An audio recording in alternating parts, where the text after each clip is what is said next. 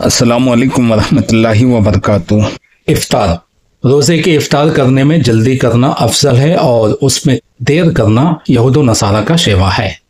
ये बुखारी मुस्लिम में हदीस मौजूद है। जल्दी का मतलब ये नहीं है कि आप 1 मिनट पहले खोल लें। वैसे हमारे हिंदुस्तान में अहले हदीस मस्जिदों में 2 मिनट की ताख़ीर की जाती है और इसे ताख़ीर नहीं कहा जा सकता और इसे ताख़ीर नहीं कहा जाता है। इसी तरह हनफी मस्जिदों में 5 मिनट ताख़ीर की जाती है और बहुत से अहले हदीस उन पर तान करते हैं, जबकि मैं समझता हूँ कि उसे भी ताख़ीर नहीं कहा जाता है। यहूद व नसारा रोज़ा इफ्तार करने में ताख़ीर करते हैं। इससे मुराद ये है कि वो इशा का वक्त जब शुरू होता है तब वो रोज़ा इफ्तार करते हैं, उसे ताख़ीर कहा गया है।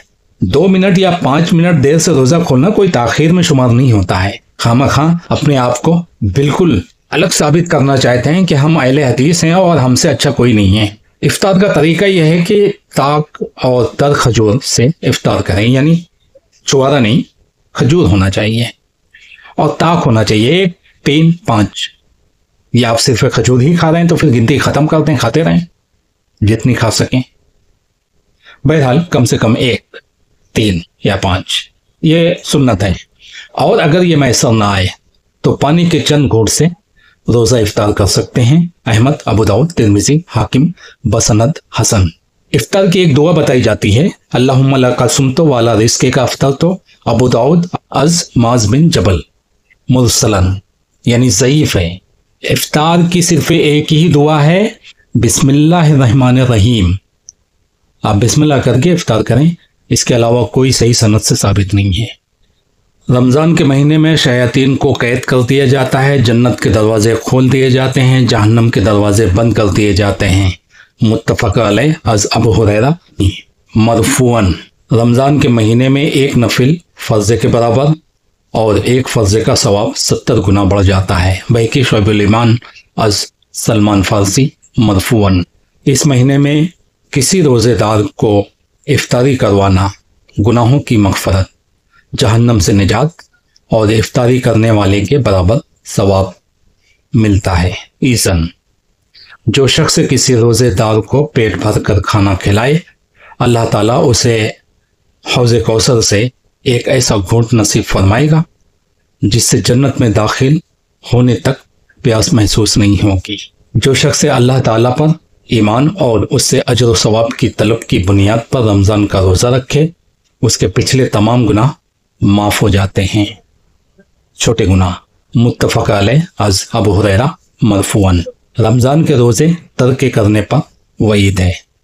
नबी सल्लल्लाहु अलैहि वसल्लम का इरशाद है, 3 चीज़ें इस्लाम की बुनियाद हैं, जो शख्स इनमें से एक को भी छोड़ दे उसका खून मुबाह और हलाल है, और वो ये हैं, कलमे तौहीद का इकरार, फ़रीज़ नमाज, रोज़े रमज़ान।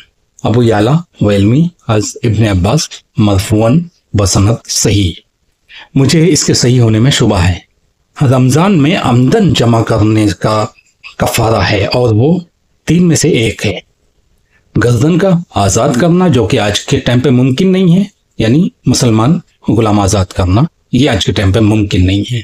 अगर ये नहीं है तो फिर 2 माह के मुसलसल रोज़े रखना। 2 माह के मुतवातिर रोज़े रखना भी मुमकिन न हो तो 60 मिस्कीनों को खाना खिला दें, इस तरह का फ़रा अदा हो जाएगा।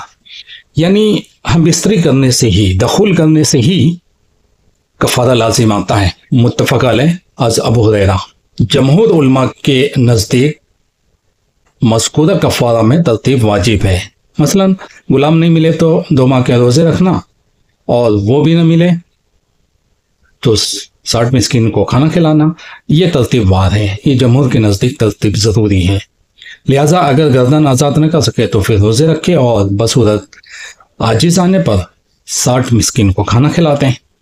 और जमहूर के नज़दीक ग़ुलाम से मुराद मुसलमान ग़ुलाम है। जमहूर के नज़दीक कफ़ारा औरत पर भी वाजिब है, बशर्ते कि वो रोज़ा की हालत में हम बिस्तरी करने के लिए रज़ामंद रही हो। अगर वो रज़ामंद नहीं थी और शौहर ने उसे मजबूर कर दिया, मजबूर हो जाती हैं औरतें, ज़बरदस्ती किए बगैर मजबूर हो जाती हैं वो, यानी उनको इतना ज़्यादा मुतासिर कर दो कि फिर वो ना बोल सकें, वो मजबूरी की हालत मानी जाएगी। جمہور کے نزدیک صرف جمع کی صورت میں ہی کفارہ مذکور لازم ہے، یعنی ہم بستری کرنے سے ہی کفارہ لازم ہوگا، روزہ توڑنے سے کفارہ نہیں لازم ہوگا۔ ہم بستری کے علاوہ کوئی بھی صورت نہیں ہے کفارہ کی روزے دار کے لیے۔ ناک کے ذریعے کوئی چیز داخل کی جائے، دوا ہو یا پانی ہو، تو اس سے روزہ ٹوٹ جاتا ہے، اس لیے کہ نبی صلی اللہ علیہ وسلم نے فرمایا ہے کہ ناک کے اندر پانی چڑھانے میں مبالغہ کرو، لیکن روزے کی حالت میں ایسا نہ کرو، کیونکہ اس سے روزہ ٹوٹ جاتا ہے، اس لیے نبی صلی اللہ علیہ وسلم نے فرمایا کہ روزے کی حالت میں ایسا نہ کرو۔ سنن ترمذی حدیث نمبر 788، علامہ البانی نے اسے صحیح کہا ہے، سنن صحیح ترمذی 630 میں۔ جو اشیاء کھانے پینے کے حکم میں ہوں، یہ 2 اشیاء پر مشتمل ہے۔ روزہ دار کو خون لگانا، مثلا اگر کسی کا خون بہہ جائے تو اسے خون دیا جائے تو اس کا روزہ ٹوٹ جائے گا۔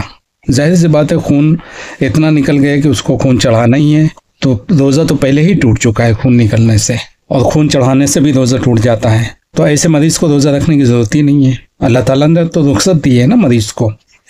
طاقت کا انجیکشن لگانے سے روزہ ٹوٹ جاتا ہے، کیونکہ وہ کھانے پینے کی زمرے میں آتا ہے، اور یہ فتویٰ ہے ابن عثیمین کا، مجالس شہر رمضان صفحہ 70۔ لیکن وہ انجیکشن جو کھانے پینے کی عوض میں نہیں ہے اور نہ ہی اس کے قائم مقام ہے، لیکن صرف علاج کے لیے لگوانا ضروری ہو، تو اس سے روزہ نہیں ٹوٹتا۔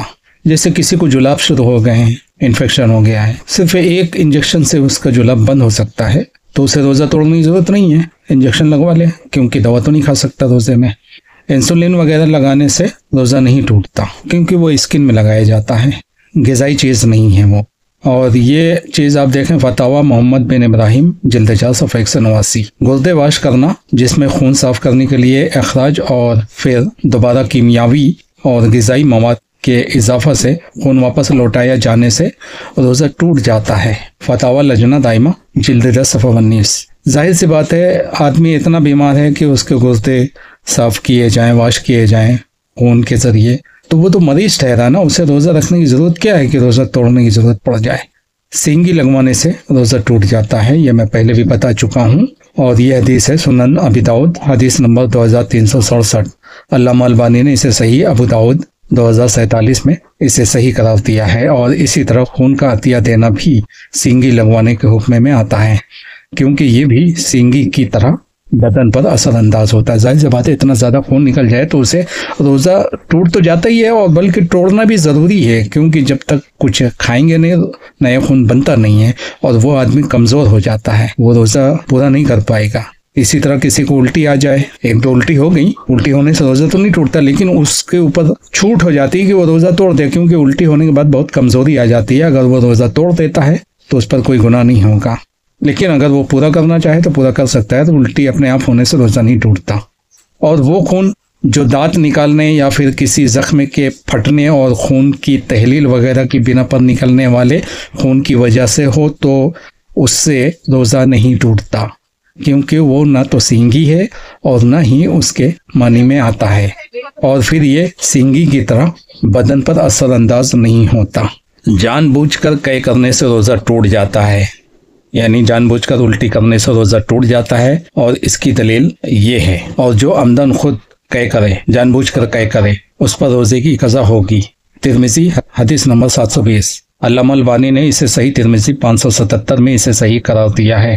ابن منظر کہتے ہیں کہ علماء کا اجماع ہے کہ جو بھی جان بوجھ کر عمدن قے کرے تو اس کا روزہ باطل ہے، یعنی ٹوٹ جائے گا۔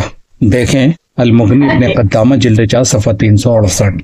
لہٰذا جس نے بھی جان بوجھ کر اپنی انگلی منہ میں ڈال کر قے کیا تو اس کا روزہ ٹوٹ جائے گا۔ اور جب معدہ خراب ہو اور کچھ بھی پیٹ سے اوپر کو آنے لگے جسے روکنا ناممکن ہو، یعنی اگر اپنے سے الٹی آ رہی تو ظاہر سی بات ہے اسے روکنا ناممکن ہے، تو اس سے روزہ نہیں ٹوٹتا۔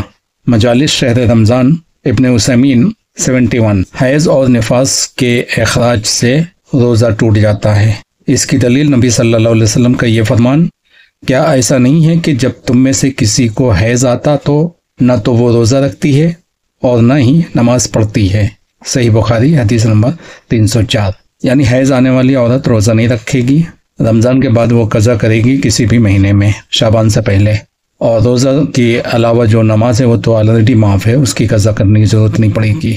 لیکن اگر عورت حیض کے خون کے انتقال کو محسوس کر لے لیکن خون کا اخراج غروب شمس کے بعد ہو تو وہ روزہ صحیح ہوگا اور اس دن کے روزے سے کفایت کرے گا۔ مطلب یہ ہے کہ کسی عورت کو ایسا لگ رہا ہے کہ حیض ہونے والا ہے لیکن خون ابھی تک نہیں آیا، روزہ افطار کے بعد آیا، پہلے سے پتہ چل جاتا ہے، لیکن خون روزہ افطار کے بعد آیا تو اس کا روزہ پورا ہو گیا، اسے قضا کرنے کی ضرورت نہیں ہے۔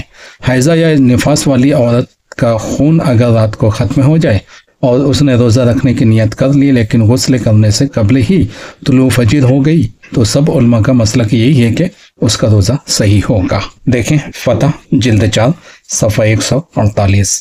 اگر کوئی عورت دوا کھاتی ہے حیض روکنے کے لیے تاکہ وہ رمضان کے مہینے کے روزہ پورے کر سکے کیونکہ قضا رکھنا اس کو بھاری پڑتا ہے تو وہ ایسا کر سکتی ہے، یعنی ایسی دوا لے سکتی ہے جن سے حیض یا MC رک جائے، نہ آئے، تو وہ عورت پاک ہے اور روزہ بھی رکھے گی، نماز بھی پڑھے گی۔ یہ سب روزہ توڑنے والی اشیاء تھی۔ حیض اور نفاس کے علاوہ باقی سب اشیاء میں 3 شرائط پائی جاتی ہیں: اسے علم ہو اور جاہل نہ ہو، اسے یاد ہو اور بھول کر ایسا نہ کرے، اپنے اختیار سے کرے اور مجبور نہ ہو، تب روزہ ٹوٹے گا۔ مطلب ایک عورت کو پتہ ہی نہیں چلا کہ حیض آیا ہے، اسے افطار کے بعد پتہ چلا تو اس کا روزہ پورا ہو گیا۔ اور روزہ توڑنے والی چیزیں میں سے یہ بھی ہے کہ اس نے بھول کر کچھ ایسا کیا جن سے روزہ ٹوٹ جاتا ہے یا ایسا ہوا جن سے روزہ ٹوٹ جاتا ہے تو اس سے روزہ نہیں ٹوٹے گا، یعنی جو اس کے اختیار میں تھا۔ بطور فائدہ بعض ان اشیاء کا ذکر ہے جن سے روزہ نہیں ٹوٹتا۔ مرد اور عورت کی پیشاب کی نالی میں باریک نالی یا دوربین یا پھر دوا اور مثانہ صاف کرنے والا محلول داخل کرنے سے روزہ نہیں ٹوٹتا۔ دانت کے کھول بھرنا یا دانت نکالنا یا مسواک اور برش سے دانتوں کی صفائی کرنا جبکہ حلق میں پہنچنے والی چیز نگلنے سے بچا جائے تو اس سے روزہ نہیں ٹوٹتا۔ انجیکشن اور بے ہوش کرنے والی گیس جب تک کہ مریض کو ڈراپ وغیرہ اور غذائی اشیاء نہ دی جائیں تو اس کا روزہ نہیں ٹوٹتا۔ جلد کے مساموں کے ذریعے جسم میں جذب ہو کر داخل ہونے والی اشیاء مثلا تیل، مرہم اور جلدی امراض کے علاج کے لیے پٹیاں جن پر کیمیائی یا دوائی مواد لگا ہو تو اس کے استعمال سے روزہ نہیں ٹوٹتا۔ تصویر یا دل اور دوسرے اعضاء کے علاج کے لیے شریانوں میں باریک ٹیوب داخل کرنے سے روزہ نہیں ٹوٹتا۔ پیٹ میں جلد کے ذریعے عطریوں کے چیک اپ آپریشن کے لیے دوربین داخل کرنے سے روزہ نہیں ٹوٹتا۔